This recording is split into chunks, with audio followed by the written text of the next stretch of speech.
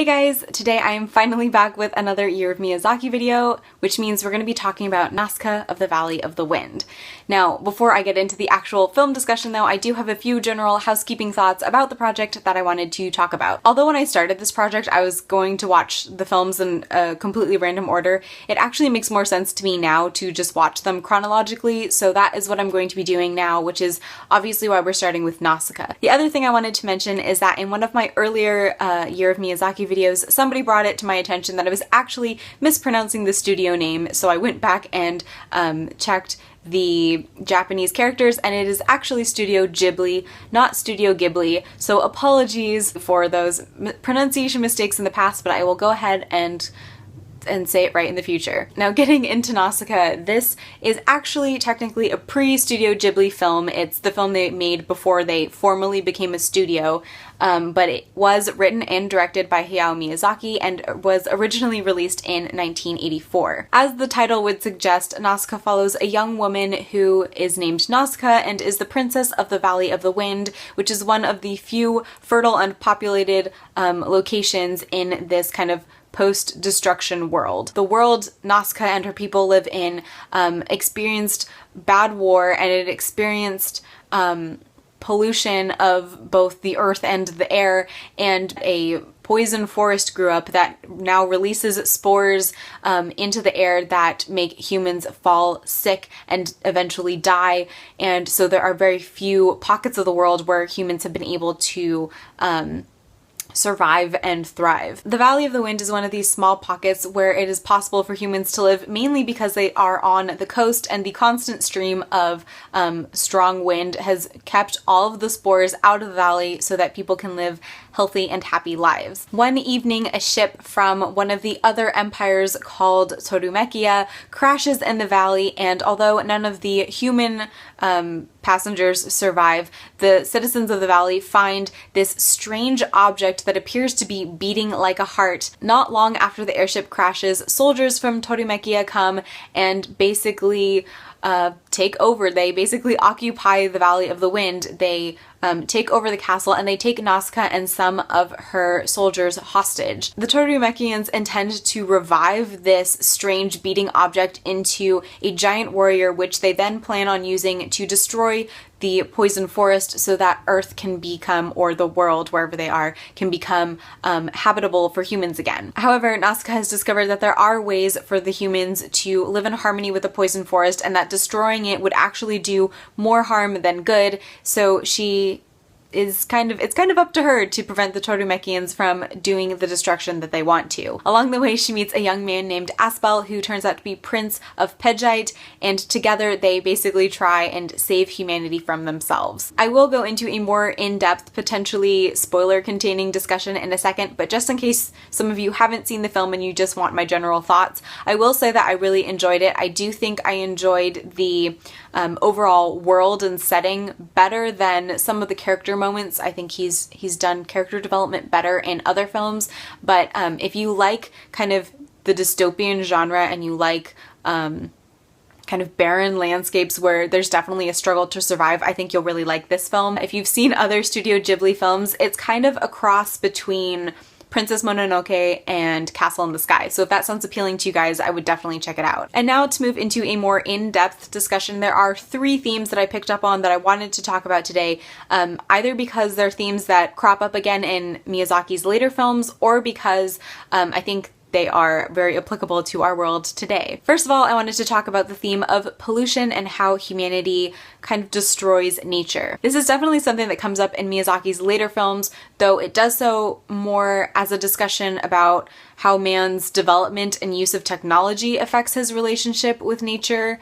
and not quite so heavy-handed on the pollution. In Nausicaä, it's specifically mentioned several times that part of the reason that the poisoned forest exists is that man has polluted, and basically these polluted plants grow out of the polluted earth that they have to live in. There's also kind of a discussion going about how there are natural systems in place to deal with pollution, and yet mankind continuously interrupts these natural cycles, whether it's by burning plants that they think are harmful or poisonous, or by sicking weird monster creatures on the forest. Nausicaä seems to be the only one who realizes that disrupting natural cycles is bad. I will say that I don't think Miyazaki handles this discussion quite as well as he does in later films. I think in Nausicaä, the whole pollution theme is a bit heavy-handed, but I guess it makes sense because that is the big danger. Although you could say that the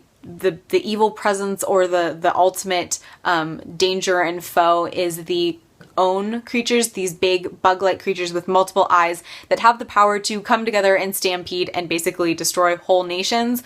But actually, if you think about it, it's really the humans that are the evil force at work in the world, because they are the ones that have created this toxic environment from which all of these destructive creatures come into being. Obviously, the risks and consequences of pollution are over-exaggerated in this film and made very fantastical, but I do think it's a good discussion to have, and I think it's a good reminder to think of pollution not only as affecting the earth, but ultimately how it will come back through the cycle and affect us. The second theme I wanted to talk about is the idea of humanity divided, not united. Now, like I said, the general evil or the overarching evil in the film is this pollution that humans have inflicted on the world, which is creating this poison forest, which is in turn poisoning the humans. Although all of humanity has been perpetrating this pollution and caused this toxic world to come into being, rather than being united in a solution to fix the world, basically all of the nations in this film have varying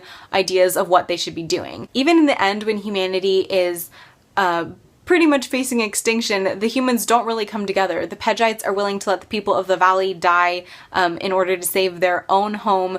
The Todumekians just kind of want to enslave and convert the valley into part of their own empire, and it seems that only Nausicaä is really concerned about saving everyone and preserving all life. Obviously, this is a very applicable theme today in our modern society. The idea that people don't really come together to heal the world's hurts and right the wrongs unless it's directly applicable to them. The third theme I wanted to talk about is the idea of peace versus war and killing. This is definitely some of Miyazaki's own personal beliefs showing through in his filmmaking.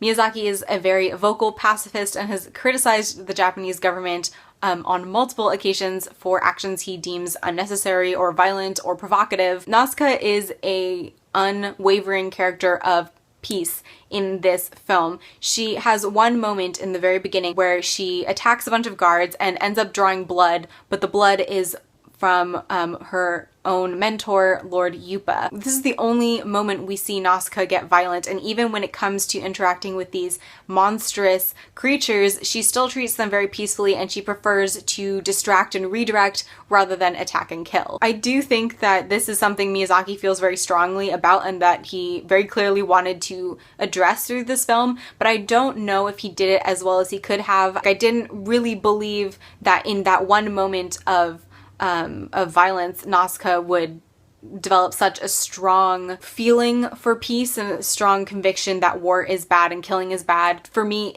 it wasn't a big enough moment to have that much emotional and ideological impact. However, I do think Miyazaki addresses this theme far better in other films, and I'm sure this is not the last time we will be talking about it in one of these discussion videos. So those are the main elements of Nausicaä I wanted to talk about, but I do think you get to see some other elements that definitely crop up throughout the rest of Miyazaki's work, namely his interest in flying. Flying and flight and air travel really plays a huge role in all of his films, so I think it was really cool to see him start to develop that in his animation here. Another thing I think you really get to see in Nausicaä is Miyazaki's interest in portraying women who are powerful and in positions of authority, and I know I will have to do a more in-depth discussion on that when I get to Princess Mononoke, but for now, just think about it. Rewatch the film and think about that. So those are my thoughts on Nausicaä of the Valley of the Wind by Hayao Miyazaki and Studio Ghibli. If you guys have watched Nausicaä and would like to share your thoughts with me or discuss some of the themes that I brought up in the video, please do so in the comments below, or better yet, make your own video. The next Studio Ghibli film I will be watching is The Castle in the Sky, which I I have seen previously and am excited to rewatch because I haven't seen it in a while. So I will hopefully be filming a discussion for that and putting it up sometime in early February. But for now, that's all I have for you. So thank you so much for watching. I hope you are enjoying your day. I hope you enjoyed the video, and hopefully I will see you next time. Bye!